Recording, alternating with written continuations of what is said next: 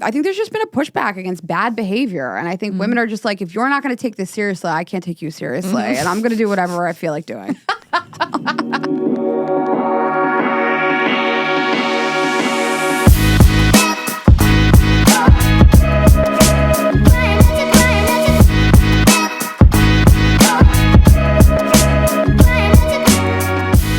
podcast is a Dear Media production. Hi, guys. Hi, guys. Welcome back to another episode of Girls Gotta Eat. It's February. It's your special month. Longest January in the history of Januaries. I texted you the other day, like, how is this still happening? I was like, it's January 56th. Like, this is the longest month. It just won't end. It did not. Every day felt like a week long. Like, stuff that happened in every day. Yes. Like, that, I think, was the worst January in history of time. Of my time. Especially for America, but California people, like insane. I always like do my resolutions for the year and I like to go somewhere special, manifest and write my list. And every day I was like, tomorrow I'll feel like doing that. Tomorrow, surely something terrible will not happen. And every day something bad. Every day. So February is a special month. It is when we started the podcast. So we were coming up on our Girls Gotta Eat anniversary.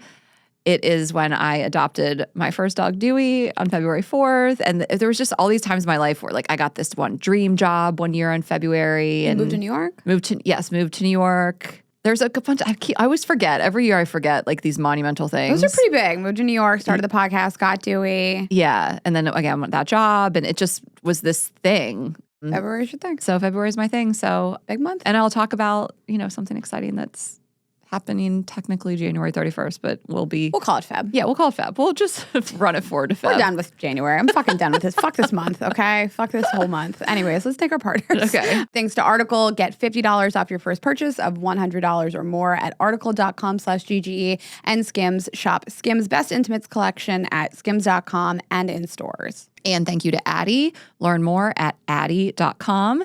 And Built, get points by paying rent at joinbuilt.com/GGE. And Faye Nutrition. See a registered dietitian for as little as $0 a month at fayenutrition.com/GGE. You know what is happening in February is Valentine's Day. Yay!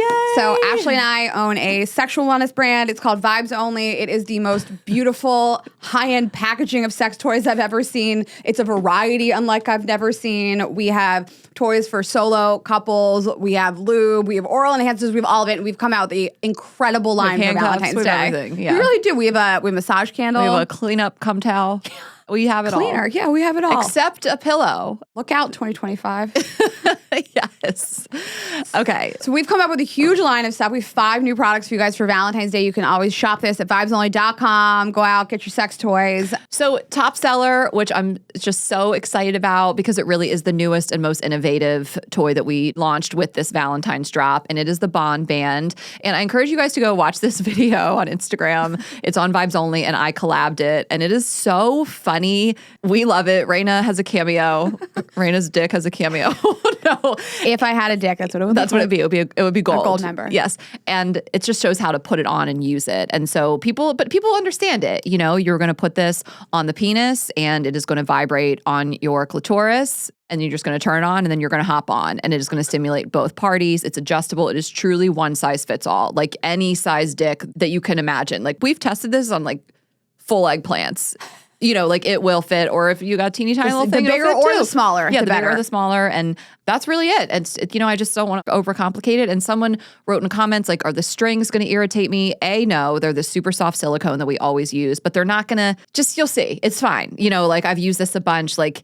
I think you've never used a toy that looks like this before, and you're like, "What's going to happen with it?" You're going to be great. Yeah, you're going to love it. It's our adjustable cock tie. We also have a cock ring. Our Richard, our other bestseller. We have a new color for you guys. So that's a beautiful like turquoise color. It's our first blue toy.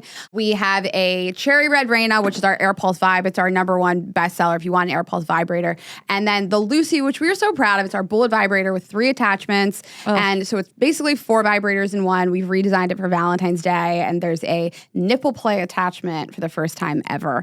So there's 4 different new toys to shop. I can't hype this enough. This is the most beautiful packaging in the entire sex toy world. So if you're like, I want to be proud to gift something to my partner, or to myself, this is it. Yes, and the raspberry cream suck and blow gel is blowing off the shelves. You guys, it's so funny. Like, we can only do so much market research to know what flavor every single buyer is going to want. And I mean, the dill pickle, which was a joke, sold out in a day. And then the raspberry cream is like crushing. So get it before it's gone. People like those fruity flavors. And we have 3 on the site right now. We have red velvet, we have sugar cookie, and the raspberry cream. So get that on any body part. Lick it off. But it's like, it's that perfect mix between like fruity and refreshing and kind of that decadent dessert. But it's not too heavy. It's still light and refreshing. And oh God, it's so good. But get it now, seriously. Because once that's gone, we don't know. They're all limited well, you edition. never know. Yeah, you never know. Vibesonly.com. Shop for Valentine's Day. We're so excited to be in your hearts, in your body parts, in your bedrooms. Okay. A couple more things. 1, go birds. And 2, on a personal note, I will be announcing my tour a week from today, if you guys are listening. So on February 10th, the day after the Eagles win the Super Bowl, I will announce my tour. I have a lot of dates, more than I did last time. You're a little gatekeepy with me about it. Name a city. I'll tell you if I'm going there. I don't want to. I don't play this game. I should know this. Well, let's play it. Phoenix. Yes. Salt Lake. Yes. I'm trying to do South. Minneapolis? You don't know yet. Chicago. Yes. Okay. Miami. Yes. Tampa. Yes. Philly. Listen, when I announce a city, maybe you don't want to play this game. And if you don't see your city on there could be a reason. Maybe I have some cities I might want to shoot this special in. So it's very obviously. It was or she hates you. It was straight. Yes. Obviously, I don't want to Philly. I'm like, can't wear the Kelly green enough. Texas isn't here. It's like, well, you know what you did. You guys know what you did. No, we love our Texas listeners, all of our girlies. All right, just name like 2 more. Denver. Yes. Did I say Salt Lake? I said Salt Lake earlier. I'm trying to think like what are the things that I actually know about because I've been looped into these conversations. Throw in a California city. San Francisco. Okay, we can stop playing. No, it is. I am. San Diego. Yes. Okay.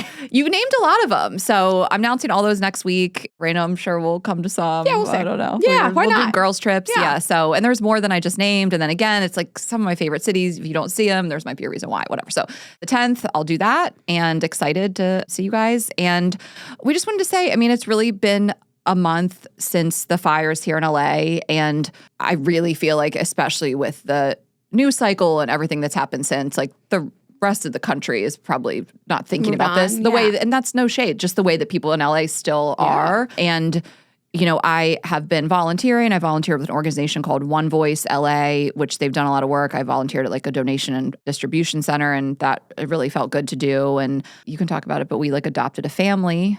Yeah, we were just trying to figure out how we could be more impactful to one person's life. And Ashley and I adopted this family. They're a couple. They have 2 daughters. They had started a dog training business. They were out of town and lost everything. So Ashley and I fulfilled their Amazon wish lists. And it's just been really nice. They've been texting with me and just thanking me. And their daughters got like new shoes for school and new outfits. And it felt really nice to just do something for someone and know that it really had a big impact on them. And if you feel inspired to do that, I mean, go to GoFundMe. There's lists on lists on lists of people that need stuff. And $5 is really meaningful. That's all that most people can afford. And that's really meaningful. Yeah, I have a highlight if you want to steal these GoFundMes. For the most part, I assume still exist. And this girl named April, she came to me through a listener, and hers is there as well. And I've talked to her personally. I talked to her about her story, and she went through a pretty painful divorce, and she was just kind of starting to get back on her feet and start a new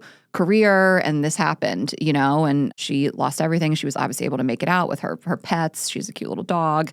And so she is someone, if you feel so inclined, that I really want to help her out. And I posted her, and a lot of people donated, and I donated to her as well. And so she's somebody that's she's on my highlights if you want to check her out. And we talked about this last week, but if you're feeling a lot of despair and for whatever reason, and you're like, I feel like I got to do something, like volunteering, it really makes you feel so good. This isn't like a hot take, but anyone in any community everybody can volunteer, and you feel like that sense of community when you're doing it, you know, like like-minded people who want to help, and you're being one of the helpers. We always talk about, you know, they say go find the helpers, and something like Meals on Wheels. I mean, I kind of remembered I used to do Meals on Wheels back in Atlanta, and, you know, I was looking up the Meals on Wheels on the West Side that I might start that up again too. And, you know, if you have the time and the commitment to do like a big brother, big sister thing, or even just like, I mean, I remember in Atlanta, it was like Trees Atlanta. And like, I remember like one of the leaders of the organization being like, people meet here and like date. Cause it's like, you're also finding people that want to give back and be a part of the community as well. And so if you're feeling that like, God, what can I do? Like that will make you feel better and you're contributing to your community. And so I just think that's really important. So. Remember when we first met and we did God's Love We Deliver? God, yes. So God's Love We Deliver, it's an organization in New York City, and they cook meals for people that are just terminally ill, can't really leave the house, and they deliver it. And I worked with them for so many years with different restaurant groups I worked at, and I organized this like volunteer day, and you came. I barely knew you. It was so cute. Oh my gosh. I'm going to put it on YouTube. There's a picture of Raina and I like volunteering, like serving up these meals, maybe like our second photo we ever took together. The first one was at Prince Street Pizza, or the first one was in Aruba, but you like first 5 photos of us was like volunteering, our old faces. You came. I was like, oh, she showed up. Like, I didn't know. You're a new friend. I know. I remember I was flying out that afternoon and my flight kept getting delayed. It started to snow. While we were in there doing our thing, it started to snow. And my flight to Miami kept getting delayed. I was going to go see that guy with the stuffed animals. Wait, that's crazy. Yes, like I remember that day I was like on kind of a high because I was like going to go visit him. And I was like, I'll go volunteer with this new friend. And then like I stayed longer than I needed to because like my flight was just getting like delayed. I got there late at night. He took me to some like comp restaurant, whatever. We bonded over it. It was real. That's why we became friends. So yeah, it's just, I agree. If you're feeling any sense of despair about anything, just, it's a really nice thing to just dedicate a few hours of your day to somebody else. And just that, like, what can I do? And it's like, if we're talking about politics, you can always make calls and do things. But like, if you're like, okay, just in general, like, what can I do to kind of feel better and feel like I'm contributing to the world in a positive way? I just think the options are endless. So, okay. Okay, well, big February for us. We will finally be moving into our new studio. I am so excited. I mean, full transparency, it's been in my house for years. I moved and I said I could be at my house and I changed my mind. And it wasn't great. Ashley was really cool about it, you guys.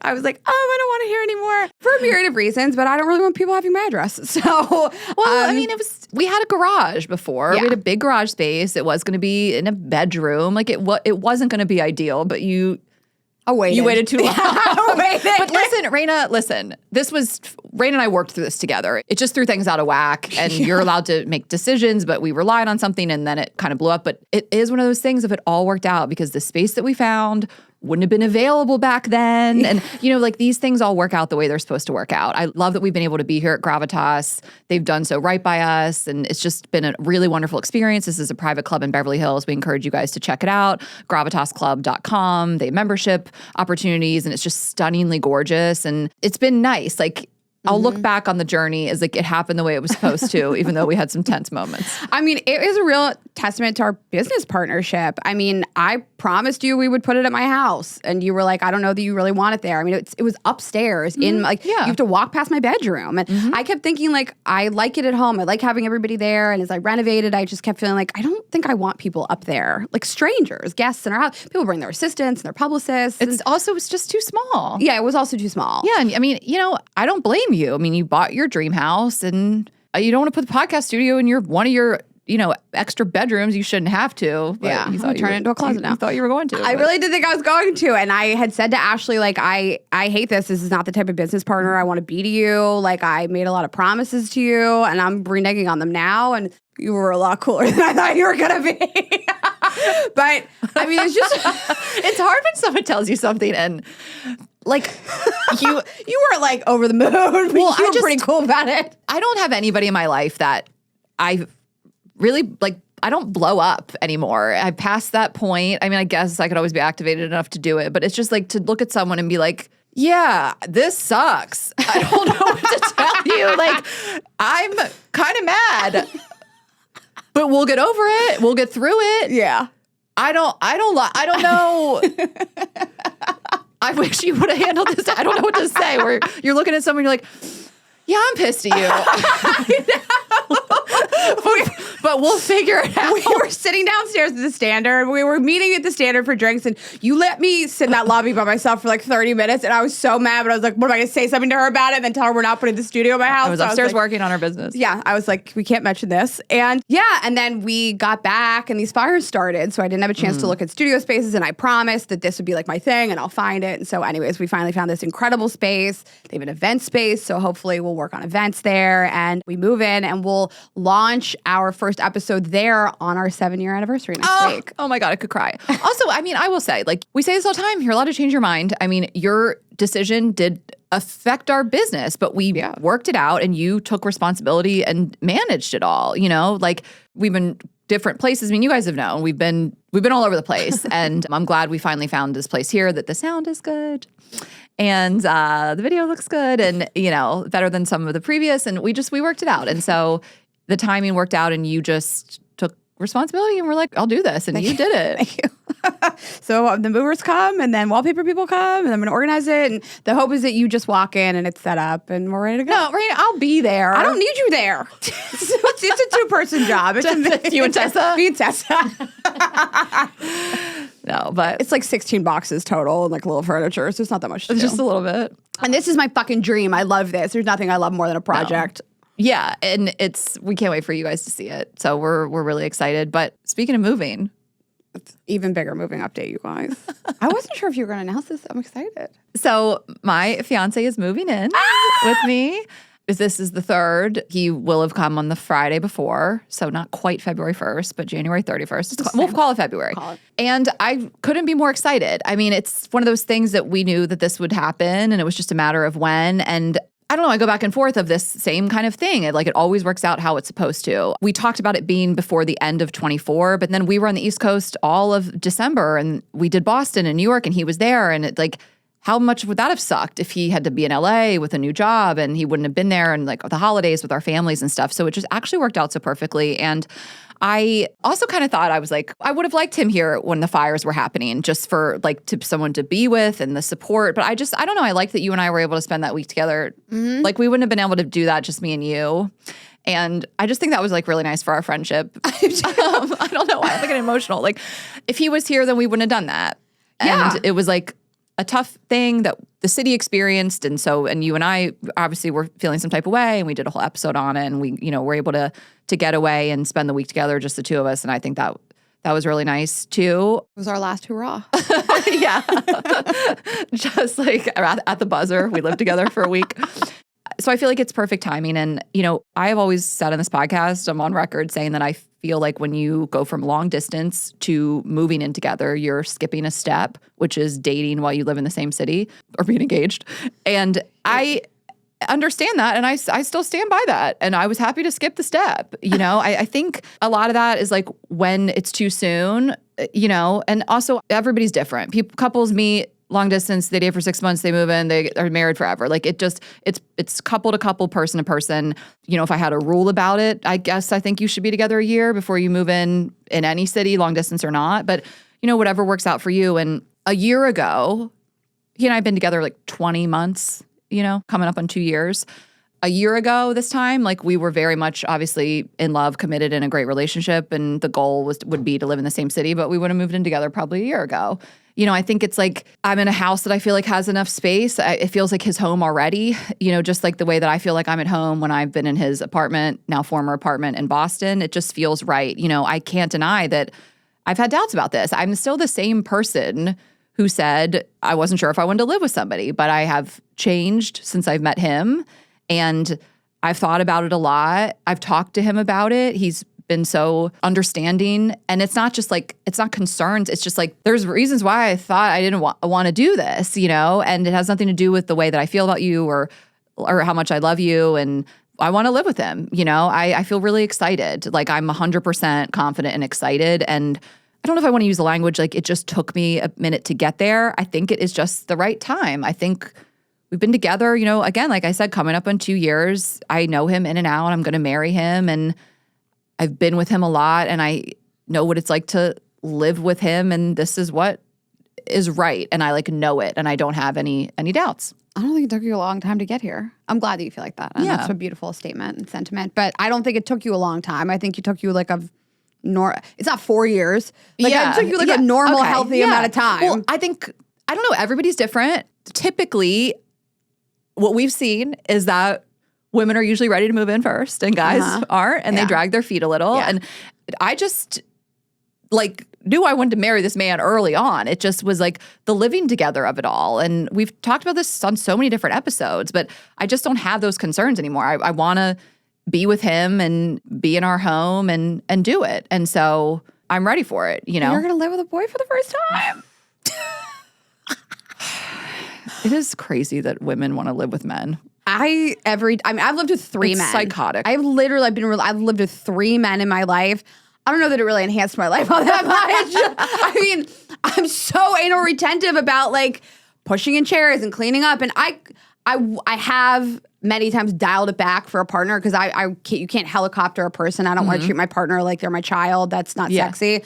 But like, it is a lot of self-talk of like, just don't fucking say something about everything. It's really hard for me because I don't like wet towels. I don't like dishes. I don't like chairs being pulled out. Like my dad says I follow him around the house pushing in chairs and cleaning up dishes. And I'm like, maybe that's a hint for you to push a chair in. But there's so much good, obviously, that comes with living with somebody. And I think that like it removes the stress that you have of when am I going to see you? What's the next date? What are the plans? Are you going to be around for XYZ thing? It makes you feel so much more calm. Yeah, I mean, I lived with an ex, short-lived, you know, like we broke up, but I wouldn't say it was because we moved in together. I think that was the writing was on the wall. But I don't know. I always have to ask people, like, what are you scared of? You know, like I remember kind of early on in this relationship, I was talking to friends that are of ours that are married. And I was like, I don't know. It's like I don't want him to see me when I'm like in like a really bad mood or when I'm just wanting to be alone. And my friend was like, but he will eventually. I'm like, says who? Not if we don't move. You don't have to. You don't have to. You can live apart forever. We did a whole episode on it with Kelly Coyne. You guys loved it. This couples live apart together. But I don't know. It's kind of weird too because again, I haven't lived with anybody in a really long time. And like, I feel like I was reminded when we spent that week together, like, it's so nice. It's so nice to just like chill with someone and put on a movie and wake up together. Not that I was waking up next to you, but I'm excited about all the things, you know? And again, I can't stress it enough. I think the size of your home matters a lot. I know this isn't like I have such a huge home, but I say this to say that my previous home, which I loved so much, it was so gorgeous in West Hollywood, I wouldn't have lived there with him. There just wasn't enough space. And I wouldn't have been like, we'll make it work. I just know better. It wouldn't have been like, we got to hold off. You have to get your own place or we'll find a new place together. There is not enough room. We're going to be on top of each other. We're going to be frustrated and annoyed. And that's just what it is. I don't know how I did it in New York. I did it in a studio apartment. You asked me the other day, we were at lunch with another friend of ours and you're like, just hypothetically, like, what do you do when you're just like, I can't be around people. I'm in a bad mood. And I was like, I went to the bathroom. Like there was no escaping this person. And like you said, I didn't want my partners to see me when I'm the nastiest, when I'm in the worst mood, when I'm like the most upset. And it's like, where do you go? Because this is your home. This should be your safe space. And you're like, but I don't want you to see me like this. That's such, but we were talking to a friend right now. Her partner's just dealing with a lot of anxiety in his job. And it's like understandably so. And it's like, how do you not absorb your partner's mood? And maybe we'll kind of dive into this at a later date. But regardless of the living together, I'm so thrilled for him to move here. I mean, we're going to get married here. Yeah. We're planning our wedding. I'll keep you guys in the loop on that. And I love him. I want to be with him, you know, as much as possible and have our California era together and have him be able to do stuff for us that that we may need around your house or the studio. I know. I had to get Tessa to come over and help me flip his table over yesterday. Yeah. Also, I was giving her these lamps. I don't make her just come over to move a table. But I was like, Sparkle Eyes can come do this with me now. Yes. We have our on-call TaskRabbit. But he's neat and tidy and I'm getting more so every year. Like, how does it work when one person is really neat and tidy and the other person is not? I don't know. I feel like both people have to compromise a little bit, but like when you're both so far on the ends of the spectrum, like the socks are everywhere. Just like, I don't know, you could compromise a little bit, but it is so hard to get even towards the middle. I'm like, my house, I don't make other people feel uncomfortable, but it's always clean. I do the dishes before I go to bed. Yeah, same. I tidy up 15, 20 minutes of tidying every night before I go to bed. Every single night. I put shoes away. I hang coats up. Yep. Like I can't imagine a world where I'm not doing this. If I wake up and I haven't folded my blankets on the couch, I'm like, who is she? Was I wasted? Like, I tidy up every single night. Like, I come downstairs, it looks a certain way. Me too. And it makes I do it because it makes my mornings better. Because I like to come downstairs, I have my routine, and I write my to-do list, I drink my coffee. I don't want to start my day cleaning. But like, if somebody just like left their shit around. I mean, listen, life is about compromise. And you should say to yourself, like, there's trade-offs to everything. Like, I live alone, but I don't have somebody to hang out with every single day. And that is really nice. It is nice to be like in the same room, not engaging with each other sometimes. Just like you were working and I was reading a book. It's just like nice to be in the same room as a person. And I love to be around people. I need to stop lying to myself. What? I know I'm like an independent woman. No, what you like to do is be in a room full of people on your phone. That is your favorite thing in the world. It's called parallel play. Yeah. You love when everyone's around you and you are on Instagram. That's your best life. That is some bullshit. I am not that friend at a dinner, like on my phone. No, but when like we go home with your family. Oh yeah. But you do like to be around people a lot.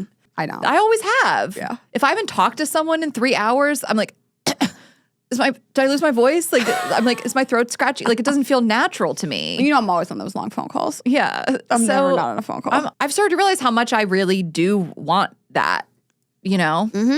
Also, I just think as you get older, like your priorities change. This isn't like a hot take. I just don't go out as much. I like less alcohol-based activities. I don't want to party as much. It'd be nice to just have the social scene at my house. Yeah. And I see a lot of content around, you know, people who like want this so badly, you know, like not my specific life, but, you know, want a partner, want to move in, want to be engaged, want to get married and have someone to have dinner with every night and not be alone. And it is really nice. It is really special. But, you know, when you're alone and you're cooking dinner for yourself and you're single, like just enjoy those times. And like, they're not going to last forever. Like I'm about to live with someone forever. Now.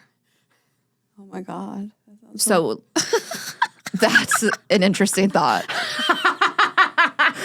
And that's what marriage is. I'm happy to do it. But like those days are over and I am excited. And I am excited to enter the next phase of my life. I couldn't be more excited. But like to the single women who was most of my life also, like those moments when you are like, cook yourself dinner, pour yourself a glass of wine, watch whatever you want on TV, do whatever the fuck you want by yourself, be alone with yourself, masturbate, whatever you do, like just enjoy it because you will find the person and you will live with someone until the end of time and you won't get those times back. And so just try to enjoy it rather than being like, I hate that I'm alone. I hate that I don't have someone to share this dinner with, you know? That's my life. I mean, I like my own company. I like being in my own thoughts. I like to write my to-do list and make little projects and just like I have a lot of phone calls like every day. I just call somebody and it's nice to enjoy it. And I've had a lot of time with other people like you said and both are good. And it's good to just not beat yourself up when you are alone. Just enjoy it. Yeah. You are really holding on to that cock ring. I love it. It's your emotional support cocktail. Well, I realized even when I watch back sometimes I play with my hair tie too. I think I like to fidget. Yeah. I fidget with my rings, my hair. Constantly I think I just like to have a thing in my hands. Yes. This is perfect. It's a cock ring. Yeah. This is unused, by the way, you guys. Can you imagine? It's got pussy juice on it. No. It will this weekend. Well, one time you had to use something, I used something and then Washington gave it to you. Raina, yeah, we talked about it. We did both test that vibrator. Because we were on a tight deadline. Right. And the crazy part was that we had to test that vibrator. It was a very specific type of like stimulation on your clit, and we both hated it. So we did that for nothing. Remember, we both hated it. Traumatized ourselves. No, I think we bonded. Yeah. All right. Well, I'm really excited for all the stuff that you and I have coming up. It'll be great. February, baby. Okay, let's talk about a few partners and then we'll dive back in. I am telling you guys about a new partner, and this is Faye Nutrition. So this is going to appeal to anyone who promised themselves they'd eat better in 2025. And if you happen to be not really accomplishing those goals, there's nothing wrong with that, but there's also nothing wrong with getting help to meet your goals. If you feel overwhelmed by quote unquote diet culture, you have no idea which things may actually work to achieve those health goals, and you're struggling with that, really this is like a great place to start. So we are so excited to be partnering with Faye. If your relationship with food could use an upgrade, Faye is a revolutionary platform that connects you with your own personal registered dietitian, making expert nutrition guidance accessible and affordable. So whatever you're looking for, help losing weight, improving your general health, managing a health condition, Faye has a dietitian that's right for you. And the best part, all dietitians on Faye accept insurance. Again, this is the best part. They accept insurance if you have it, with over 700 plus insurance plans accepted. So a lot of people will pay $0 out of pocket. It's having your own personal dietitian. They work with you one-on-one. They create a customized program for you. They focus on clinically proven methods to improve your relationship with food and instill positive long-term habits, and it works. 93% of Faye clients reported an improved relationship with food, and 85% reached their target weight. Of course, we do the research for you guys ahead of time, so super easy to sign up. Huge network of registered dietitians. Finding someone that specializes in your needs is going to be easy, and we love that they accept insurance. And then they specialize in over 30 areas, including weight loss, sports nutrition, women's health like PCOS and postpartum, gut health, eating disorders, and many more. And they offer virtual and in-person sessions. You can customize your experience. And we just think this will be great. I mean, again, if you're feeling overwhelmed with any of this stuff, this is a great place to start. Just check it out. You can achieve lasting results with the help of a registered dietitian through Faye. Listeners of Girls Gotta Eat can qualify to see a registered dietitian for as little as $0 by visiting faynutrition.com/GGE. That's faynutrition.com/GGE. One last time, that's faynutrition.com/GGE. And again, FAY. And make sure you use our URL so they know we sent you, faynutrition.com/GGE. And I'm telling you guys about Article.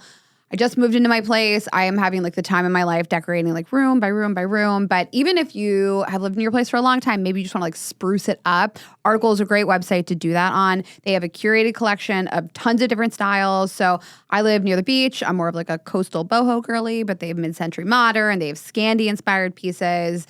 Or maybe you guys want to just improve a single room. So they have lamps, they have rugs, they have headboards, which I think is like a great way to just improve a room. Like you don't have to buy any bed frame, just a headboard. Best headboards in the game. Do not at me. I love this one, this Ralph velvet that. headboard. And I love this color. They have this like plush Pacific rust color. Green. I'm very into rust right now. Okay. I'm very into greens. And the whole changes your whole bedroom. All white vibe is kind of going away and people are leaning into color. So my entree into the color world, rust.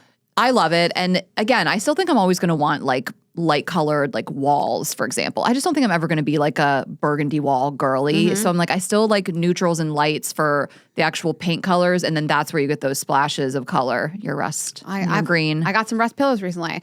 So they have fast and affordable shipping and assembly. I love their delivery experience. They were so communicative. You can track them on the way to you. They have great customer support and they have 30-day satisfaction guarantee. So lots to work with here and just beautiful stuff on the site for a great price. Article is offering our listeners $50 off your first purchase of $100 or more. To claim, visit article.com/GGE and the discount will be automatically applied at checkout. That's article.com/GGE for $50 off your first purchase of $100 or more. I just thought about your Frankenstein table. Okay, we'll talk about it.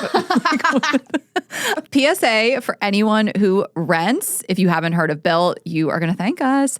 Earning points on rent is now a reality when you pay your rent through Built. You don't even need to check with your landlord. I love that. To start earning points that you can use towards flights, hotel stays, fitness classes, and even your next rent payment. So we will break this down for you. We talk about this all the time. We really, really love this. And again, if you are renting, literally no reason not to do this. There is no cost to join Built, and as a member, you'll earn valuable points on rent and on your everyday spending. Built points can be transferred to your favorite hotels and airlines, even the ones you haven't even heard of. There are over 500 airlines. I can't name more than 10. And 700,000 hotels and properties around the world you can redeem your Built points towards. Points can also be redeemed towards a future rent payment and unique experiences that only Built members can access. Like that feels like you're robbing a bank. You're like, I'm earning points that I'm then going to put towards the next rent payment. So if you're not earning points on rent, our question is why not? Start earning points on rent you're already paying by going to joinbuilt.com/GGE. That's JOINBILT.com/GGE. Make sure to use our URL so they know we sent you. Joinbuilt.com/GGE to start earning points on your rent payments today. So just really quick, for Raina, I mean, you should show a picture of it, but what happened? It looks beautiful. Well, I got this table, which was so beautiful and perfect. Like and it came, coffee table, and it came in 2 pieces, and the top came, like the top of the table, and the legs never arrived. And the company was like, sorry, it's out of stock, and we're never restocking it until the end of time. It's just gone. And I was like, what am I supposed to do with this fucking top of this table? And they're like, we don't know, keep it. It's just a giant block of wood. Yeah. And it's so heavy, you can't. Tessa and I really struggled to just move this tabletop. Yeah. And then I ordered this other table on Etsy, which arrived and it was too small. And like, you guys would think that I just measured it. And I thought I did. I thought I wanted a smaller table. Doesn't I didn't. seem like you. It is unlike me. And the table came and I was like, well, fuck, this is too small. So what I did was I took the legs from the Etsy table and I put it onto the tabletop that I bought online.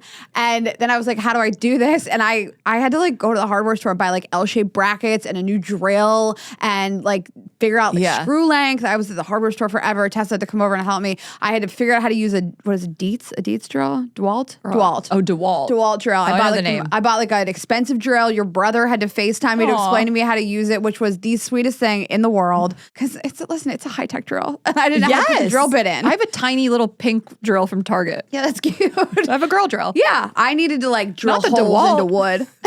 Raina, I did not know you did all this.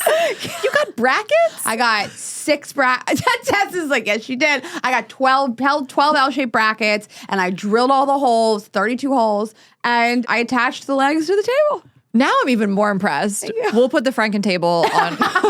It is 2 different wood tones. So the legs are dark, but it looks cool. So I built a table. I'm really proud of it. And Tessa had to come over and help me flip it over yesterday. It was really so heavy. Oh, seriously? Oh, you couldn't even flip. It's that heavy. I can't move it. I can't. The 2 of us could not flip it. We were like, how do we get up under it? Like, I think there is a like piece of steel in the middle of the wood. I've never experienced anything this heavy. Right. Like, why would it be so heavy? It's inexplicably Tessa, you can't tell by looking at her because she's just like so cute, but she is monster strength. She's so strong.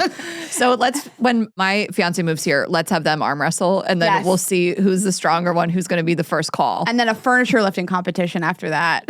I mean, when I got surgery last year, Tessa was helping me move some stuff in and out of the house. And like the stuff I absolutely need somebody to help me with, she's just doing by herself. I also have a small wingspan, but she really was helpful. Anyways, the table's great. I'm really proud of it. I love it.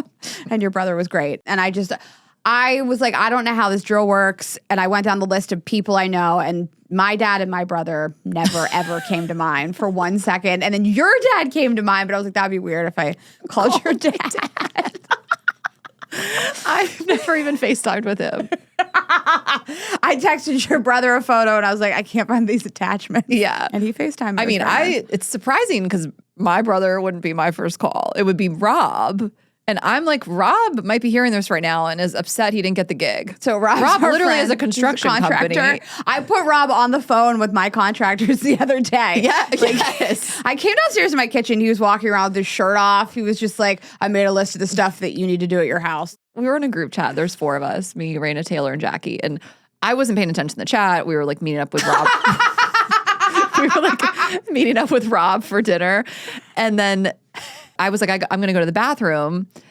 And Raina goes, oh, are you taking a tit pic? And I was like, what? And I just kind of went about my way. And then I realized that in the chat, everyone had sent a picture of their tits. Well, Jackie was in bed covering her boobs. I've seen Jackie naked more than I've seen myself naked. Yes. And I went to Catalina with her, and she never put a shirt on. Yeah. I mean, and then Taylor also, and then I took a whole boob out. And then I thought you were going to the bathroom to like send a tit pic. I didn't see it. And I was like, oh, well, now I'm back at the table. It's too late. So we made Rob show his nipples.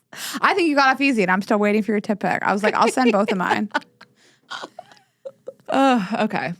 So you sent me this article. I'm excited for this because the article is New York Times dating predictions for 2025. And you and I have talked for years. Every year we pull our listeners, like, what are your dating goals for the year or for the summer? And I think you and I have like a lot of research about like what dating trends have been over the last like 7 years. And I really have seen a shift just from our listeners reporting like what they're looking for, what they're willing to deal with, and everything from like, I want to get off the apps, I'm going to prioritize me, to like this year I'm just seeing a lot of like, I don't want to date.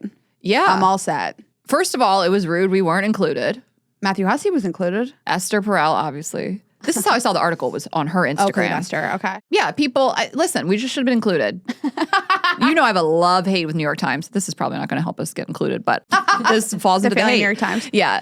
But I was going to see if you had any contributions just to kick it off. Like Contributions? What would you have said at the trends for 2025?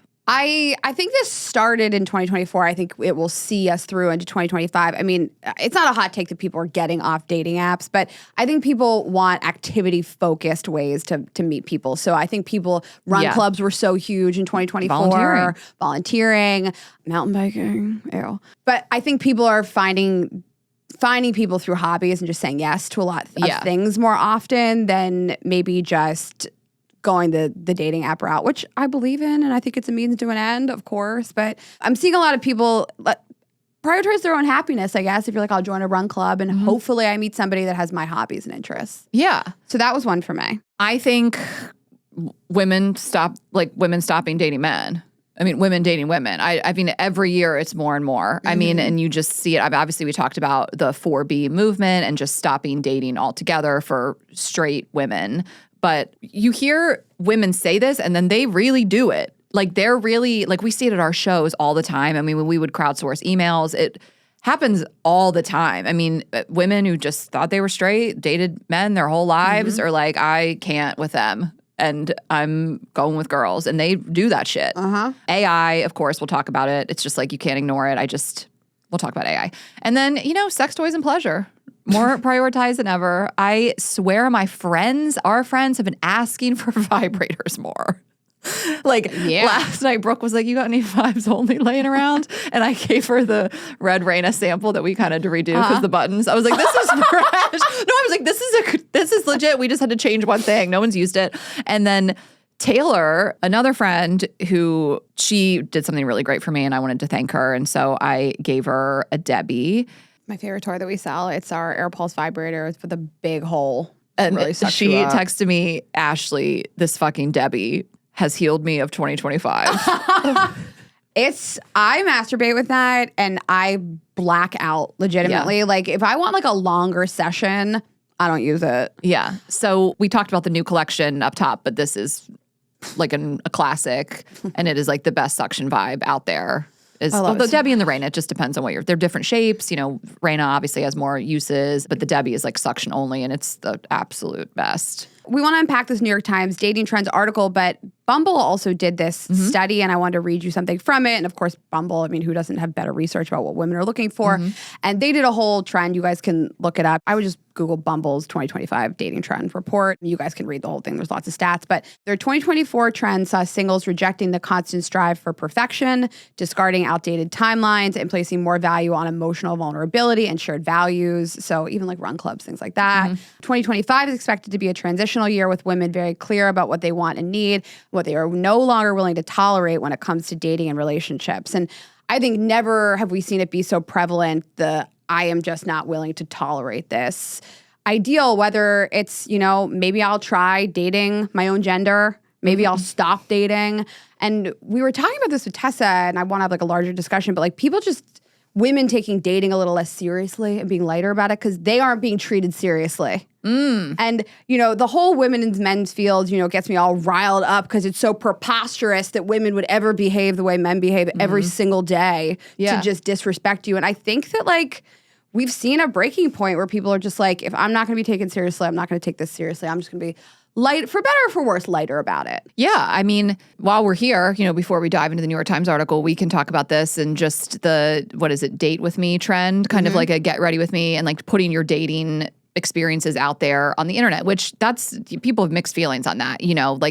If you want to talk about like, I'm a TikToker or I'm an influencer and I'm going to go on these 10 dates and I'm going to bring you guys along on the journey. I mean, people are going to eat that up, like you're doing the Lord's work. Like it's real entertainment, but you have to wonder, like, are you going to find somebody that way? Because anyone, men and women, no one wants to be like part of a bit. No one wants to feel like you're just playing games. But at the same time, I'm like, if that's how you feel, you've always been treated, and you're like, this is how I'm going to do this to make it fun for me, then you are well within your right to do that. Totally. And we talked to Serena Kerrigan this summer about it, and she really started this whole, like, during COVID of dating, like, how many dates she go on? Like, 50 first dates or something. Right. And Yeah, however you feel like you can lighten up the experience and enjoy it, I really empower people to do that. Because, I mean, we've all been on those dates where you just come home and you just fucking cry and you're just like, this is what's out there. Like, I will go back to my ex. I will go back to anything instead of having to do this ever again. And so if that is what makes it more enjoyable for you and you make a commitment to the internet, to your social media following, and you're like, I will go on 20 dates, I'm going to talk about it. Whatever makes it lighter and easier for you. And I think so many...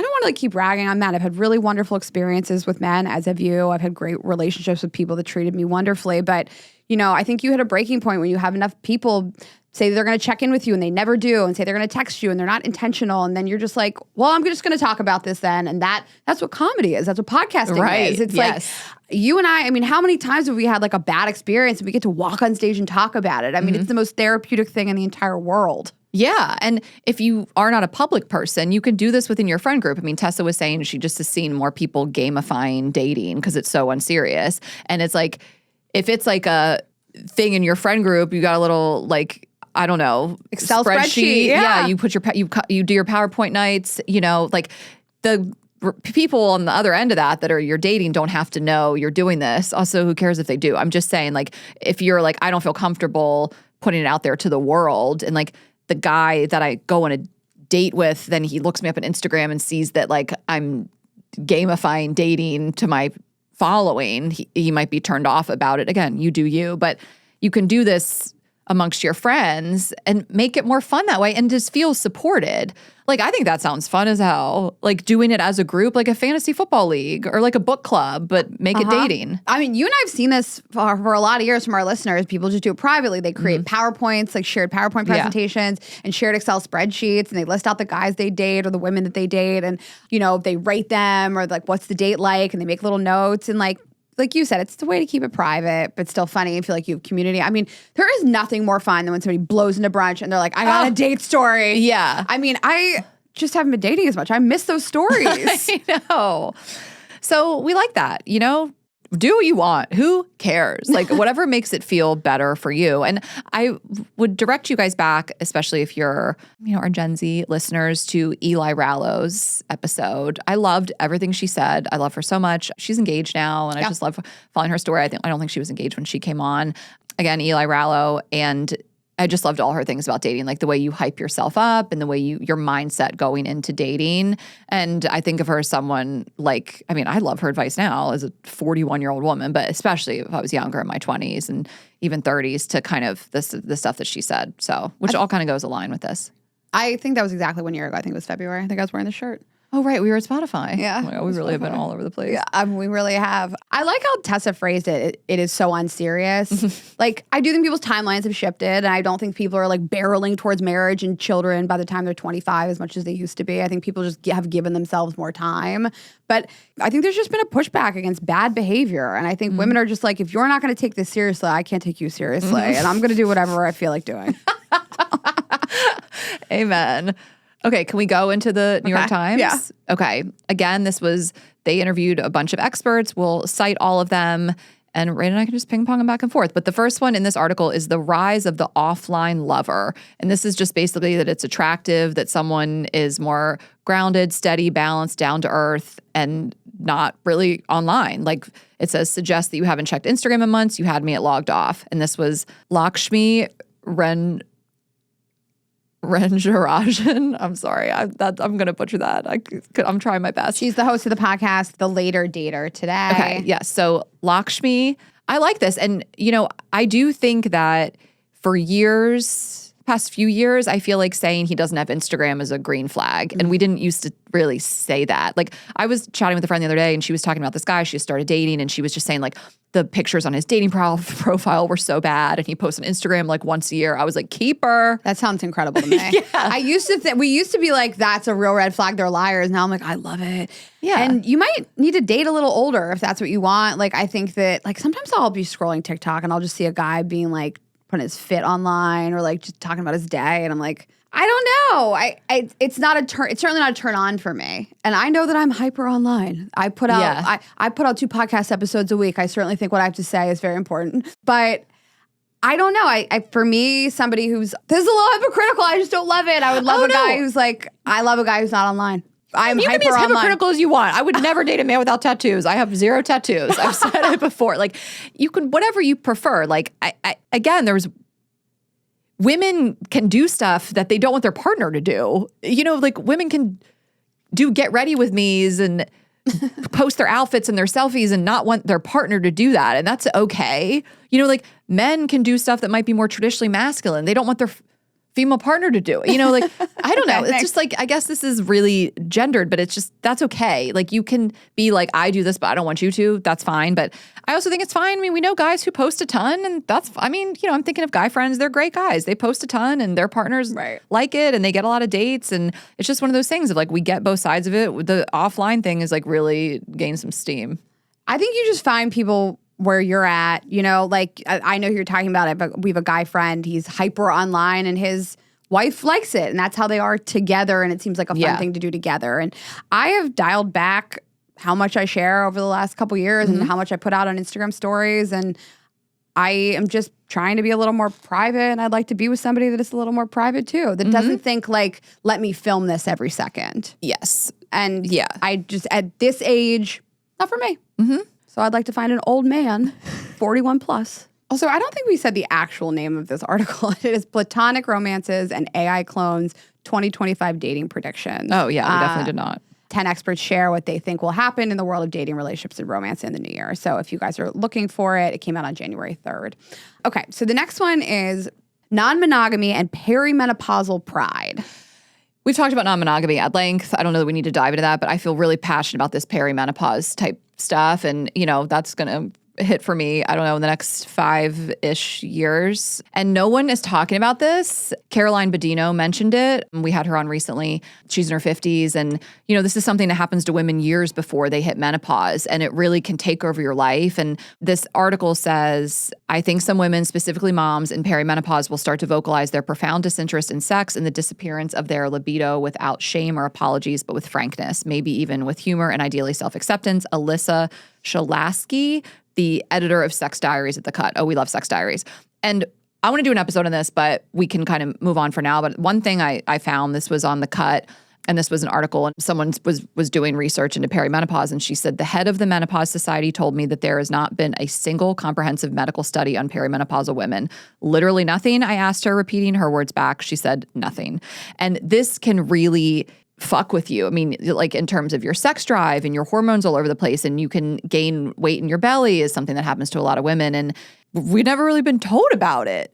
There just isn't that much information about women's bodies and what happens to them. There's not that much research about it. And I could talk about this forever. It's like we create life. And yet there is such little information out there about what we go through. I never heard of perimenopause in my entire life. I never heard my mom discuss it. Like, we all have moms. I never heard my mom talk about it. Yeah. And I mean, no shit. When your body starts changing, you are getting hot flashes, you have crazy hormones, you don't feel as sexy as you used to. You have some belly fat. Yeah, you don't want to fuck your husband. Right. Or your boyfriend or your girlfriend, whatever. But like, yeah, no shit. I've never heard this in my whole life. I know. Like, I texted my mom, like, when did you go through this? Most things that have happened to me have been pretty in line with my mom when it comes to just like menstrual, hormonal, aging, everything, you know? And she was like, oh, I think like 47, you know? It's just like, oh my God, I feel like I'm just like counting down already, like staring down the barrel of a gun. But I like that people are talking about this. I'd never heard this word before. And like, so much of women's sex drive relates to, how did your day go? How's work going? How do you feel about yourself? You know, what's going on in my house right now? And so I think it's great to be like, I don't feel like being sexy right now. Yeah. So anyway, I see a full episode in the future. Yeah. The non-monogamy thing is interesting. I mean, I think it also goes into Tessa's like, it's not so serious. It's like, well, if you don't want to be in a committed relationship with me, I'm going to be fucking. And I wasn't dismissing it. I just like, I think we've covered it a lot. Yeah. And we had the founder of Field dating app on, and people have been out here. And I think because people's timelines are longer today, it's just there's no rush to be in like a long-term monogamous relationship. So the next thing says fewer dates and more hookups, and it comes from Anwar White, a dating and relationship coach. It says when President Trump comes into office, I think dating is going to take a hit because the economy is going to change. Inflation is going to continue. Things are going to become more expensive. It might take some time, but it means people are going to tighten up their wallets. Men are not going to be taking women out as they used to. This is a bit more heteronormative prediction, but you can relate it to all kinds of pairings. There's going to be less discretionary income, which means that there's going to be less of a dating culture and more of a hookup culture.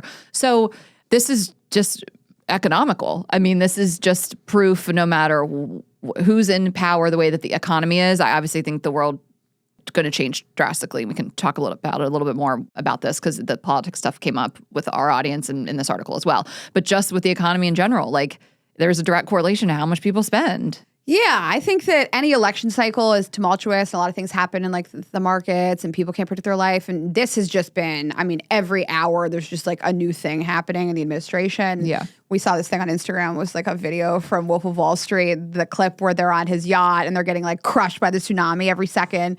Tsunami? Waves. They're getting crushed by waves. Storm. And what was the quote? How did they write it? Like just dealing with like the decisions of this administration this January. Yeah, just dealing with life. I think it's hard to think about dating on top of it. You're like, there's so much change, so much is happening in the world politically. Like, do I want to go talk to a stranger? Yeah. I don't know what they think and feel. I don't want to be insulted. I don't want to get into this conversation. Right. I don't know how you don't talk about this on a date. And I've been thinking about that a lot because I have a matchmaker and I have Amy Chan that I'm working with. And I think about like going on dates with people and I'm like, I don't really need this to come up. I don't need to talk about this continuously on like a first date. But then I'm like, well, if it doesn't come up, how is that? Oh, but when it comes up and you're aligned, oh my God, that rush of a hot liberal man.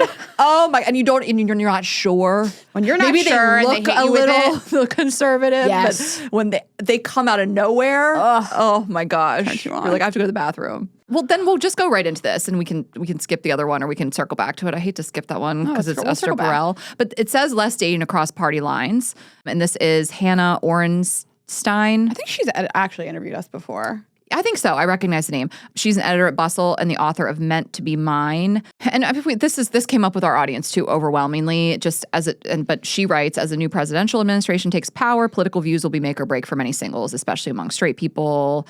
Women aged 18 to 29 favored Kamala Harris by 38 points, while men in the same age group preferred Trump by 13 points, 51-point difference. From reproductive rights to men feeling disillusioned about their prospects for success, so much of this election revolved around gender. There's no way that won't impact dating. And then she says already some conservative men are hiding or downplaying their views in order to appeal to women, which we've always said that. And such a question we always got was like, does moderate just mean conservative? And they're just trying to, Tessa is nodding, like her head's about to fall off from the corner. It doesn't mean they just want to be able to date women, since more women skew liberal. As long as they're open to learning, hearing, changing. I don't want you to lie to me. I mean, if you genuinely mean like I am moderate, but I am open to other views. Oh, if you're moderate. If I'm really actually moderate. If a person I'm going on a date with is really actually, but they're like, well, who'd you vote for? I'm open to other ideas. Who'd you vote for? Yeah.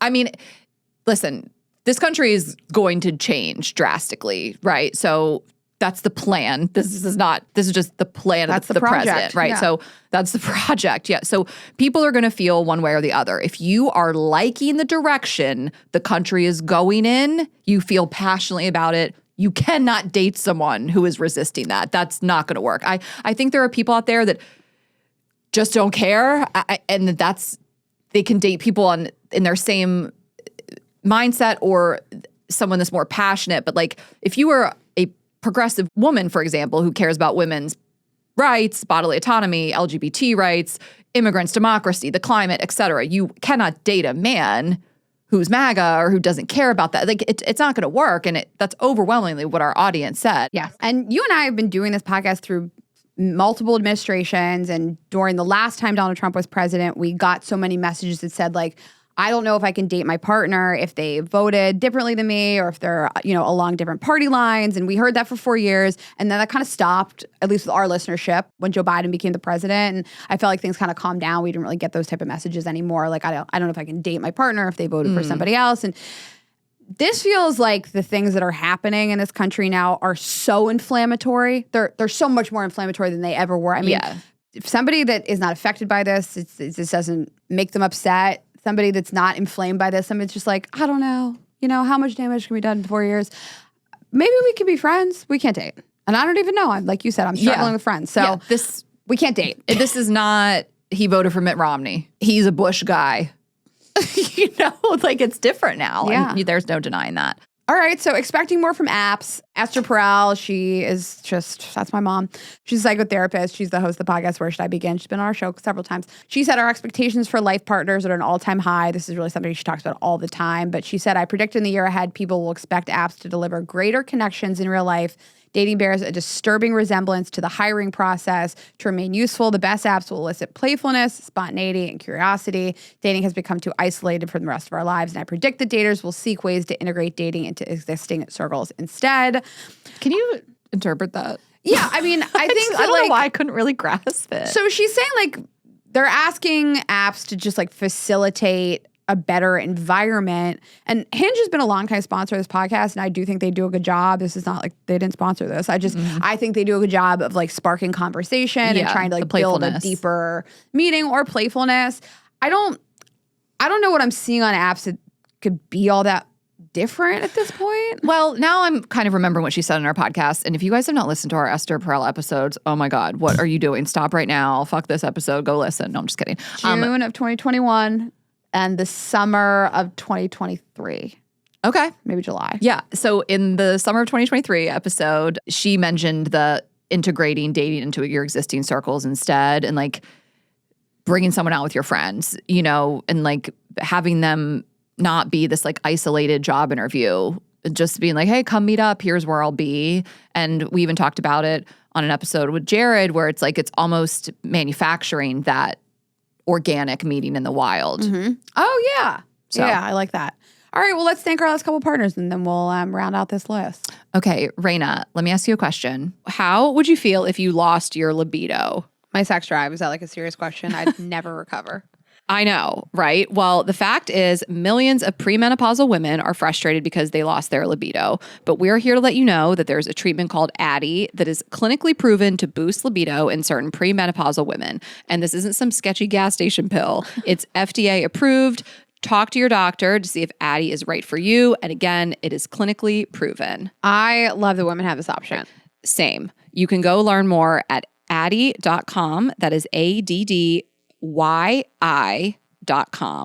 Addyi, or flibanserin, is for premenopausal women with acquired generalized hypoactive sexual desire disorder, HSDD, who have not had problems with low sexual desire in the past, who have low sexual desire no matter the type of sexual activity, the situation, or the sexual partner. The low sexual desire is troubling to them and is not due to a medical or mental health problem, problems in the relationship, or medicine or other drug use. Addyi is not for use in men or to enhance sexual performance. Your risk of severe low blood pressure and fainting is increased if you drink 1 to 2 standard alcoholic drinks close in time to your Addyi dose. Wait at least 2 hours after drinking before taking Addyi at bedtime. Your risk of severe low blood pressure and fainting is also increased if you take certain prescriptions, over-the-counter or herbal medications, or have liver problems. Low blood pressure and fainting can happen when you take Addyi, even if you don't drink alcohol or take other medicines. Do not take if you are allergic to any of the ingredients in Addyi. Allergic reactions may include hives, itching, or trouble breathing. Sleepiness, sometimes serious, can occur. Common side effects include dizziness, nausea, tiredness, difficulty falling asleep or staying asleep, and dry mouth. See full PI and medication guide, including boxed warning, at addyi.com/PI or call 844-PINK-PILL. Addyi. That is ADDYI.com. And you know, I have been raving about all my Skims bras and underwear since I got them. My entire drawer is filled with it. There's tons to choose from. And of course, they have great lingerie and loungewear. But I love the Fits Everybody collection. So they have great boy shorts, which I wear around the house, t-shirt bras and plunge bras. I love the t-shirt bra. It's an underwire bra. And I like to sleep in a bra. I mean, I have bigger boobs, and I really attribute like the perkiness of them to having slept in a bra, and I wear a bra a lot. And if you're like, I don't feel comfortable wearing a bra all the time, this is the one that I really love. And the underwire is super comfy. I'm just not in a rush to like take it off. And they have tons of colors. They're super inclusive with sizing. There's tons to choose from. And the feel and quality is fantastic. It's amazingly stretchy, supportive fabrics, and great gifts for yourself or somebody else in your life. So shop Skims' best intimates, including the Fits Everybody collection and more at skims.com and Skims stores. After you place your order, be sure to let them know we sent you. Select podcast in the survey and be sure to select our show in the drop-down menu that follows. And if you're looking for the perfect gift for your Valentine or for yourself, Skims just launched their best Valentine's shop ever, available in sizes for women, men, and kids. Okay, can I tell you my favorite one? What? Parent-funded dating app subscriptions. I laughed out loud when I saw this. So Nandini Malaji, a matchmaker and co-founder of Sitch, which is a dating concierge app, says, I predict parents paying for their child's dating services. We've had moms DM us. So, okay, she's talking about it from like a matchmaker point of view, but we've had moms DM us or fill out profiles for their children. Because of that, we're actually allowing parents or grandparents to purchase setups as gifts. That's pretty much it. And like, I just think it's so funny to like have your parents be harassing you. Like, when are you going to meet someone? When are you going to settle down? It's like, you pay for it. So listen, every time I'm on the phone with my dad, he's just like, do you have any dates lately? I was on the phone with him the other day, I was crying. I was just like, all I did was cry in January, but we're leaving that in January. Yeah. I was on the phone with him and he's like, how are you? And I was like, the fires and Donald Trump. And I just like, crying. And he's like, you go on any dates? And I was like, do I seem like I am in a mental state to go on? Would you want to go on a date with me right now? Do you want to be on the phone with me right now? That's so funny. Why? A stranger is going to deal with this? Oh my God. It's like, have you not been listening? Right. He keeps just being like, well, you just gotta, keep on keeping on. And I'm like, this is not helpful. This is antagonistic to me. Is what he's really saying, like, you need to get laid? Do you think that's the underlying thing? Like, do you think that's... Maybe he's just like, you're bumming me out and I would like you to find someone else to talk to about this. He's like, I have limited number of days left on this earth. I'm 78 and I'd like to enjoy it. I just think it's really funny. If your parents are breathing down your neck, they need to pay for that premium subscription. Totally. I'll get you all those roses, get your premium Raya, whatever, your matchmaker. Matchmakers are expensive. You pay for it. When am I going to get grandkids? It's like that. Book the flight. Yeah. I'll go right now. It's like, you handle it then. Yeah, you take care of it. You're retired. Yeah. Let's what go else are right you now. doing? Write this profile. You're going to die soon. You can't take that money with you. You write this profile. I mean, I am thinking of how broke I was in my early mid-20s. Like, I think I would ask my mom to help out, and I think she would have loved to do it. You think she would have been a part of it, though? She's like, Ashley, I need to be involved in this.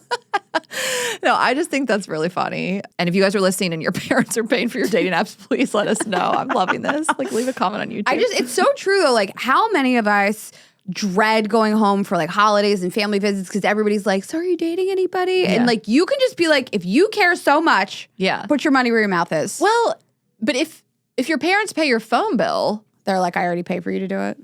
It just depends on how your setup is, because it depends on if your credit card is in there. Because if you pay with Apple Pay for an app, then that's your credit card, I think, unless you're using your parents' credit card. But like some stuff, if it goes on the phone bill, your parents are paying. Like, I don't know, right? It just depends on what you got going on. I think Apple, you put a credit card in for all Apple payments, and that's separate than the phone bill. I'm pretty sure. Because I'm just saying, like, parents seeing like, oh, we're already paying for this. Okay, prioritizing platonic romance. So I think this is just like, it says whether it's hot yoga or Pilates, pasta making, girls trips, movie dates, basically just like women are opting out of dating boys and going out with the girls. This is Lauren Napier, a beauty and lifestyle expert and the founder of The Spinster, a lifestyle brand. I love that, The Spinster. And the I is a 1. I think this is how we live our life. This is nothing new.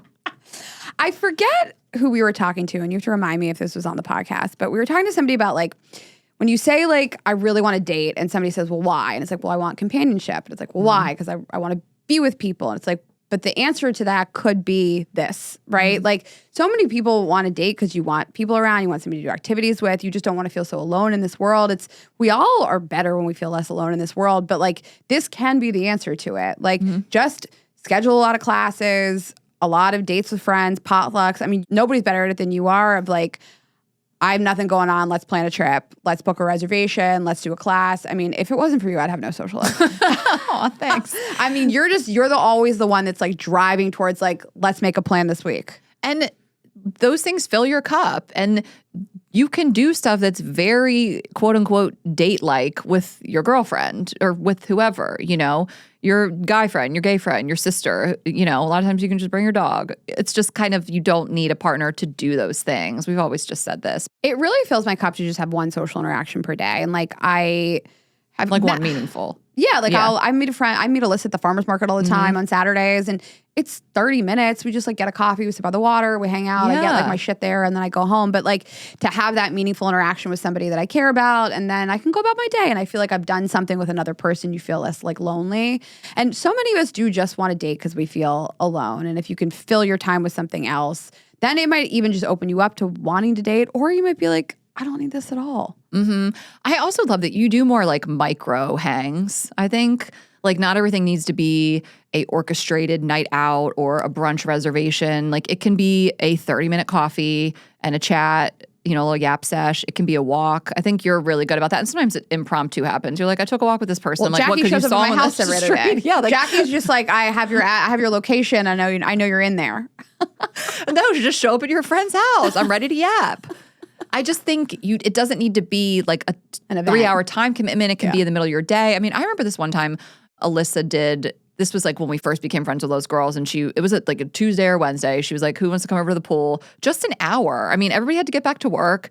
Like it was a nice warm day. Obviously in West Hollywood, it was probably 50 degrees over on the west side. And we went over there and just in the middle of the day, I mean, some of us had to like do stuff on our phone for work, but just being with your girlfriends and like, getting a little vitamin D, I was like, that was therapy. You and I also always invite friends to just like sit with us at Soho House, and it doesn't have to be that. But like if you just go work somewhere at a workspace and invite a friend to just sit near you. I know. I did that with Taylor. Like we went to Zinc and just worked and like we caught up for a little bit. We ordered coffees and then we sat there and headphones in and worked. And I was like, I like this. Yeah. It's my favorite thing to do. Jackie and I were there earlier in the day. But I do like working in. I like going out of the house and working, and it fills Get out of the house. I don't need like a 3-hour dinner all the time. I'm not trying to eat that much. I have been really good with the dinner reservations lately. Oh, Rainey, you've been crushing it. Thank you. We had an One amazing. Hungry Jew is back, Yeah, she's baby. back, baby. We went to a great new Indian restaurant, Fator, right? Fator, yeah, let's hype these places. In Santa Monica. I mean, some of the best Indian food I've ever had. And a gorgeous restaurant, one of the most beautiful bars. And then literally directly across the street, Orla, which is a Michael Mina restaurant. It says it's Egyptian, but like very approachable, just Mediterranean. Unreal. We had shawarma, we had hummus. I mean, it was so gorgeous and delicious. And Raina will probably never go back. And I will be there every week. Yeah. I like to go to the same places, and you always want to go to somewhere new. Like, I love going back to places. I like going to places all the time. They feel like home. But Fator is going to be a go-to. These are also really close to where I live. But that was it. Like, sometimes people try to do elevated Indian, Asian, whatever it is, and it feels too try hard and like, what's the word? Too fancy. It's like too much going on. And this was like elevated, but so good. That chicken shawarma was one of the best dishes I've ever had. I think about it every day. And then we went to Mel's Diner this weekend, which I was like, let me just toss this out to you guys because it's a little touristy. The one on Sunset Boulevard in West Hollywood is like, I mean, it looks like a movie set. It's like a true like 50s diner. Yeah. And there's one in Santa Monica, and I was like, just trust me, you guys. It's really good. I could take out from there. It's good. Well, we were going to go to somewhere else, and I checked the AQI, and I was like, nope, air quality is above 50. I'm not going indoor, outdoor. We got to sit inside. And you guys were like, yeah, we do. I have a diner for you. It was so good. It's a vibe. Yeah, it's really fun. Okay, AI. Matthew Hussey entered the chat, and he said that many men will continue to struggle, period, just kidding, to find their feet in dating as they come across women who are financially better off, higher earners with bigger job titles. Women will increasingly find themselves intimidating men who are disconnected. He says in quotes, intimidating men who are disconnected from their value in the marketplace. This is also stuff Scott Galloway talks about. It says AI will become your ultimate wingman. More people will be using AI to write their profiles, edit photos, and write entire dialogues for them on dating apps. Some will even use AI clones to do the whole thing for them. What in the Black Mirror is that? What do you mean? Do you know what that means?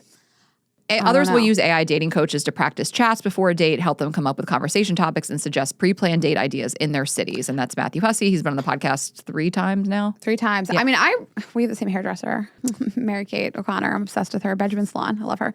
I think it's really interesting, and you're not you, but the plural you initially might be like, oh my God, that's like so try hard with AI. But like, I think that we've talked about this before, like, if you really want a partner, why should we not put as much energy and resources into dating and finding a partner as you would to finding a job? And like, if you're like, I'm not good on dates and I don't know how to like have small talk and ask questions, like if AI is going to help you to like coach you and like pitch you conversation topics, like how many times have you just been on a date with someone and you're like, they can't fucking talk. They have nothing to say. But like, that doesn't mean that they're idiots and they have nothing to say. It's just dating is uncomfortable. It makes people nervous. You reframe that for me a little bit, which I appreciate. I think that, yes, like practicing for a date, questions, like if you're not a great conversationalist, I guess I think like it feels risky to rely on AI to lure someone in and then they have to meet the real you. You know, like you're chatting with someone's AI version, their AI bot, and then you meet them and they're nothing like that person. So yes, I guess you can look at this different ways. I think we benefit a lot from AI, and I also think there's a lot of risks associated with it. But to your point, I do like that. Like, I love the thought of a man, for example, because they're the ones that don't ask questions on dates typically, to be like, what should I ask on a date?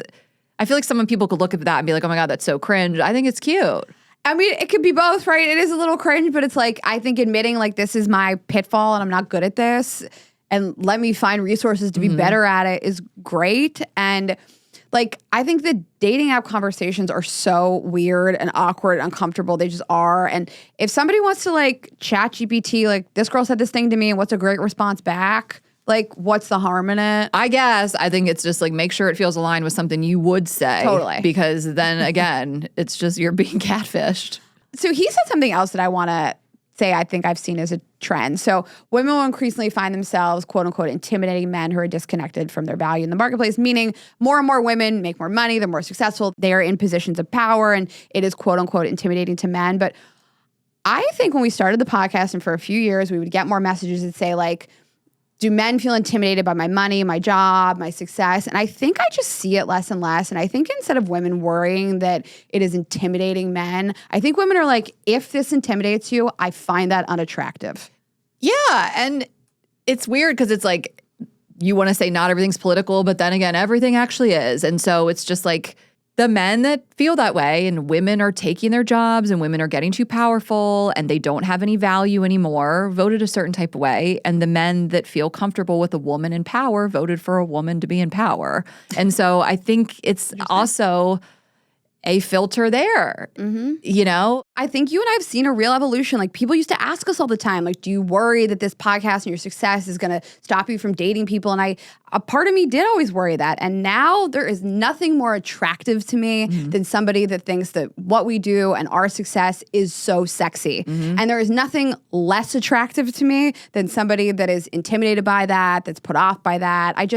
I don't find it attractive, and I don't even worry for 1 second that it's going to bother somebody. Because if it bothers you, I'm not attracted You're not to for you. me. Yeah. And I really have seen a shift in that, and so many women being like, yeah, I do make more money than my male counterparts. Yeah, I am more successful, and that's sexy to me. And if you can't fit in to that, then I would rather just be alone. And we have had lots of discussions about this over the years of like, it's not about sometimes the money or the job. It's like how you interact with the person. Like, yeah, I can see a world in which a man, for example, is like, okay, she makes all this money and she's super successful and she's a real ball buster and she makes me feel emasculated. And it's like, but that doesn't have to be the way it is. It's like you can also be a woman who makes more, is more successful, and treats your partner with a lot of respect, lets him do his thing, looks up to him, feels inspired by him, like lets him handle some of the more masculine things and doesn't ever make them feel like Totally. emasculate. I don't know. It's just it's Totally. the way that the relationship works and how you treat people. It is a weird stereotype of like, if this, then that. Yeah. If I make more money than him, then I'm going to emasculate him. It's like, not really. And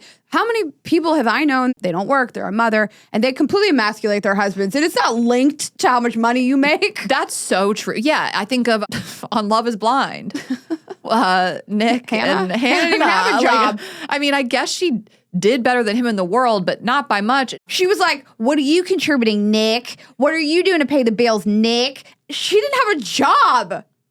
She was unemployed. I've never seen somebody just base on a man so hard.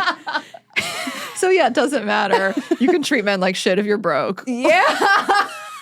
I mean, honestly, like the meanest girl I ever met, I grew up with her. I would watch her just run circles around her husband. I don't even think she even had a job ever, not for one day in her life. She didn't need a job or money to treat men like shit. Okay, the next one is long distance will be more popular. So I'm off trend now. And it's just what it is. I mean, it was Steph Dagg, a stand-up comedian, the host of The Hot and Single, a digital dating show. I like what she says. She says people in coastal cities kind of like having the freedom of their own lives and the sexiness of a Parisian crush who they can text all day. She puts in parentheses, my only will to live. Phone calls will have a massive resurgence because everyone is getting hand cramps for textinitis, and phone sex is actually better than sex in the physical realm. I think technology, it's easier than ever to do it. So why not look outside your city? Like, that's really it. It's like, why not? I did it. You've done it. We can't hype it enough. It's just you don't have to date people in your 10-mile radius. I mean, I've done a lot of long distance relationships. Yeah. I think there's a lot to be said about anticipation and that like newness being prolonged as much as possible and long phone conversations. I mean, I've just had multiple long distance relationships with men where like I will have 3-hour phone calls with them, and that's really intimate and special. And you can't just like watch a TV show and disassociate. And having multiple people, like having all your bros in different area codes. I mean, like she says, this Parisian crush, you know, just someone to like text and flirt with. We have a friend that has all these lovers. Lovers in so many different countries. I mean, she's so low key about it. She's like, I'm in Tokyo this week. I have a lover there. He's 25. The Tokyo lover is my fave. It came out of nowhere. He was like 23 She or is so something. demure She's about 40. it. Love her. Okay. And then last but not least, setting up friends on dates. So that comes from Maxine Williams, the founder of We Met IRL. It's a speed dating event in New York City. And she said she thinks 2025 will be a big year for leaning more into community, mutual friends, and social networks for dating. She brings in obviously political and societal changes. I predict that stability and deeper connections will become central in romantic relationships. I see lots of potential for bringing back blind dates and people relying more on real life vetting before going on dates. I'm also seeing a rise in like matchmakers and things like that. And people just want to date within their community, you know? Or they just want to be vetted. I mean, Yeah. more than ever. Yes. Is he MAGA? I'm just, I mean, that's what it came up. Like you want to know, or I mean, I guess if you're on the other side of it, you know, is he a liberal? You know, I don't know. I think people really feel like that too. I think that like MAGA women would rather die than date a liberal man. So, I mean, I get it. Not personally, my but God. No, I mean, I don't know. Is he a fuck boy? Like, is he run around the city, you know, just ghosting women left and right? I mean, people just want to be vetted. I mean, and everybody wants to set someone up. And Tessa mentioned this earlier. We were talking to her before we started recording about the gamifying and the taking it not so seriously and kind of passing someone on. And I mentioned this very early on where I went on a date with a guy who I really thought was great and he just wasn't a love match. And I thought he would really vibe with Meryl. And I set them up and they ended up going out and it didn't really work out. But I'm all about that life. you dated a guy when I was Yeah, exactly. He just sent me a voice note. We're going to play it in the car. Oh my God, I can't wait. I don't know what it says. Yeah, right. We talked about it on the podcast, didn't we? Yeah. So it's just, we did a whole episode. Date your friend's She ex? did your friend's ex. Yeah. Oh, yeah. Yeah, and we talked about it on a more casual level of like, if someone's not a match for you, but they might be a match for your friend, and then they're pre-vetted. Yeah. I love when somebody can just say to you, like, just give me 3 sentences about them. You know, like, are they a piece of shit? What do they date like? What's their attitudes like? I dated a guy in the spring that one of my close friends, Lindsay, was like close with. And she was just like, I've always wanted you guys to date. I think he's great. And it's just like a nice, soft intro. Yeah. You know? Yeah. Nice. And then if they aren't who your friend said they were, that's their then fault. you have somebody to blame. Yeah, you have can somebody to fight. blame. Yeah. Maybe you like conflict. Or You don't have maybe to want blame yourself. Yeah, it's their fault. Maybe you want to practice conflict. That's really nice. Fight with your friends. Practice fighting. Okay, I just have a few from our audience. We asked our audience, do you see any dating trend predictions for 2025? Again, we've kind of mentioned this throughout. A lot of it was like the political stuff. But here might be my personal favorite. Okay. She writes, I feel like guys might be more emotionally available. I know, call me crazy. Oh, this year. The fact that she wrote in like an asterisk, I know, call me crazy. I'm Delulu. I mean, I am seeing it. Even on the dates I've gone on, I mean, I think that it's a little bit of an overcorrection. I mean, I've gone on dates with men. They just want to share all their feelings and thoughts. And you're like, okay, do less. But I don't want to shit on them because I do think they're trying. And I think that like a lot of men, this is like a first swing at it for them, being a little more emotionally available. The first swing. I like men getting vasectomies so they can brag about being snipped on the apps. That's great, you know, with the current climate. And then I'll read one more that I really liked. She said, honestly, and I know it's cringe, but wellness dates, cold plunges, sauna, gym, and then food. And I love that. I love that. If that's, I mean, that goes with the whole like just be with people that do your hobbies. And if like that date would be a nightmare for me. A cold plunge? Not for me. Yeah. But if you find a person that likes that, then that's great. Mm-hmm. I mean, a lot of our audience just said less dating, more speed dating, less dating apps, a lot of speed dating, which Tessa goes to speed dating events. I think if you meet someone speed dating, I think it's great. But I think if you also do that and feel really discouraged, you're not alone. You know what I mean? Like I hear people being like, I hated that. And then I've heard people be like, that was fun. You got to be really in a good place mentally to go to a speedy dating event. Here's what I think. If I were to guess, I don't think too many couples are coming out of the speed dating, but I think it's amazing practice. Okay. Like, I think you need to pat yourself in the back. That is like running uphill. I mean, you are practicing, you are training. And so I think if you go into it with that mindset, because I've never heard of a relationship coming out of it, literally not once. Never, of all the people we've ever asked, how'd you meet? Never once was speed dating, but like, that's your training. In dating, like you got to remove some of the choices. And when you're in a room full of competition, I don't know that brings out the best in people. I think it makes women specifically feel insecure. It's intimidating. But if you can cut your teeth on it and if you're having a good day, I would go. Like, I think that's another thing. Go with your friend and just make light of it and practice your flirting. Make sure she's less hot than you. Where else can you go practice flirting in a bunch? What'd you say? Make sure she's less hot than you. Rain and I could never go together because we're equal. Nobody wants me. One person wants you. Stop it. That was so mean. No, everybody wants me.